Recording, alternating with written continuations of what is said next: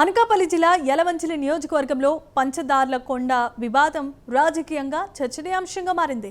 పుణ్యక్షేత్రంలో అక్రమ తవ్వకాలు, నీటి కాలుష్యంపై వస్తున్న ఆరోపణల నేపథ్యంలో డిప్యూటీ సీఎం పవన్ కళ్యాణ్ విచారణకు ఆదేశించడం స్థానికంగా చర్చకు దారితీసింది. పవన్ నిర్ణయాన్ని స్వాగతించిన జనసేన కార్యకర్తలు, గ్రామస్తులు శాస్త్రీయ విచారణ ద్వారా వాస్తవాలను వెలుగులోనికి తీసుకురావాలని కోరుతున్నారు.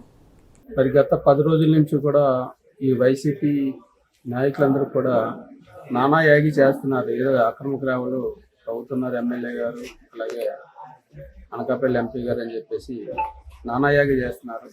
కానీ అసలు ఎమ్మెల్యే గారికి ఈ మైనింగ్కి ఎటువంటి సంబంధం లేదు.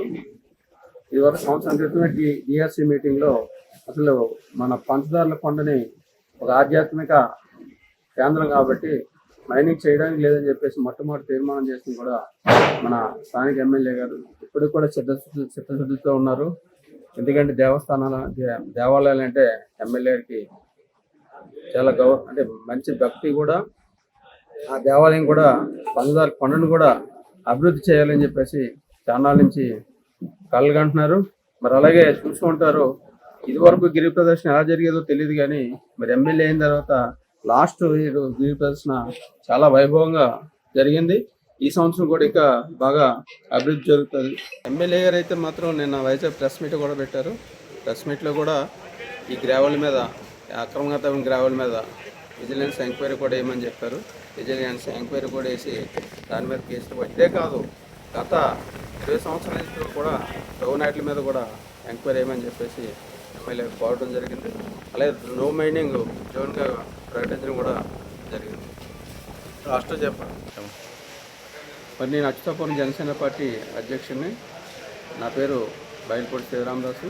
నేను కూడా ఇప్పుడే కాదు, మొదటి నుంచి కూడా పంచదార్ల కొండ ఇటు నుంచి చూస్తే ఒక పెద్ద గ్రీనరీగా చాలా చక్కగా ఉండేది. దాన్ని ఎప్పటి నుంచో మరి మైనింగ్ చేయడానికి వీల్లేదని చెప్పేసి మేము కూడా గత గవర్నమెంట్ కూడా ఖండించాము కూడా. ఫారెస్ట్ వారి డిపార్ట్మెంట్లోనే ఐడెంటిఫై చేస్తే దాని జోలికి ఎవరు ఏ ప్రభుత్వం కూడా రావడానికి అవ్వదని చెప్పేసి భావితరాలకి దీన్ని హిందూ మతానికి మంచి ఆస్తిగా అప్పజెప్పాలి, ఎన్నో వేల సంవత్సరాల నుంచి నమ్మకాన్ని కొనసాగించాలనే ఉద్దేశం మీద ప్రయత్నిస్తున్నటువంటి మరి గౌరవ శాసనసభ్యులు వారిని మరి ఈ నియోజకవర్గంలో ఉన్నటువంటి ప్రజలందరూ కూడా అర్థం చేసుకున్నారు. ఫేక్ని నమ్మే పరిస్థితులు లేరు. నిజానిజాలు త్వరలోనే తెలుస్తాయి. ప్రభుత్వం వారు కూడా దాని మీద ఎటువంటి పొరపాటు జరిగిన అటువంటి వాళ్ళందరినీ శిక్షిస్తారని చెప్పేసి ఆశిస్తున్నాం. మరి అందువలన ఇక్కడితో ఈ విషయాన్ని మరి వాళ్ళు స్టార్ట్ చేశారు కావాలని రాజకీయం గురించి, కానీ ప్రభుత్వం దీని మీద మరి పూర్తి ఎంక్వైరీ చేసి మరి వాస్తవాన్ని వెలికి తీయాలని మేము కూడా కోరుతా ఉన్నాం. నా పేరు పప్పల నౌకందర, రాంబిల్లి మండల జనసేన పార్టీ ప్రెసిడెంట్. ఈ గత కొద్ది రోజులుగా పంచదార్ల కొండ మీద జరుగుతున్న దాని గురించి మా ఉప ముఖ్యమంత్రి పవన్ కళ్యాణ్ గారు నిన్న స్పందించి అది నో జోన్గా ప్రకటిస్తామని చెప్పారు.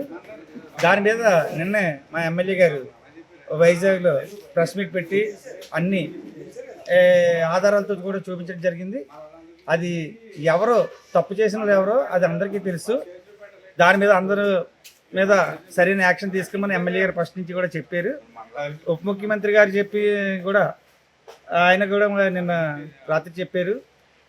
వైసీపీ వాళ్ళు చాలా ఇదిగా నాటకాలు చేస్తున్నారు అక్కడ కొండ మీద. ఆ నాటకాలన్నీ బయటకు వస్తాయి. ఆ వాటర్ రావడానికి ఎవరి కారకులు అదంతా ఎంక్వైరీ జరుగుతుంది. ఏం చేశారో, ఏం చేస్తే వాటర్ ఇదిగొచ్చిందో వచ్చిందో, మరి ఇప్పుడు ఎందుకు రాలేదో వాళ్ళే సమాధానం చెప్పాలా. 2 కిలోమీటర్ల పైన గ్రావెల్ తవ్వితే, దూరంలో గ్రావెల్ తవ్వితే ఈ బురద వచ్చిందని చెప్తున్నారు.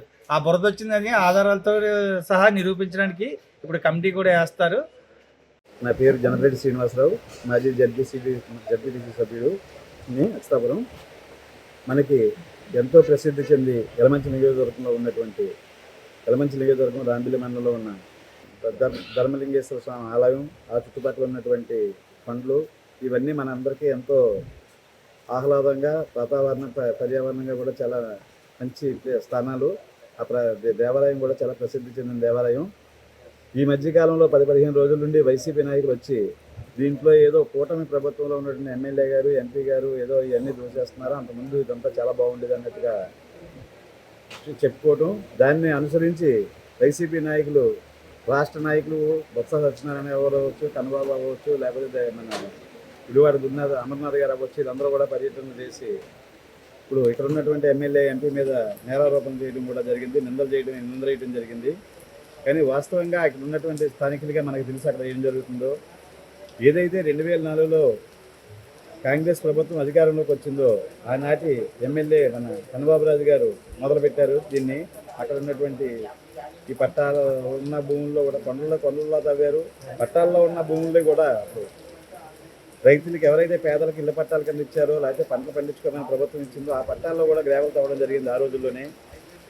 దాన్ని ఇప్పుడున్నటువంటి ఎమ్మెల్యే సుందరపు విజయ్ కుమార్ గారు 2024లో ఈయన ఎమ్మెల్యే అయిన తర్వాత ఆ దేవాలయం మీద ప్రత్యేకమైన ఇంట్రెస్ట్ చూపించి గిరి ప్రదక్షిణలు కూడా ఈయన హయాంలోనే ప్రారంభించడం జరిగింది. ఈయనకి ఆ గుడి మీద అంత ప్రత్యేకమైన అభిమానం ఉంది.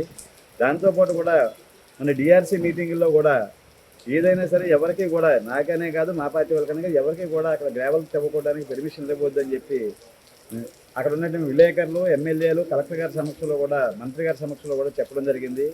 ఏదేమైనప్పటికీ కూడా అక్కడ మైనింగ్కి అనుమతి ఇవ్వడం అన్నది కొద్దిగా దురదృష్టకరమైన సంఘటనే.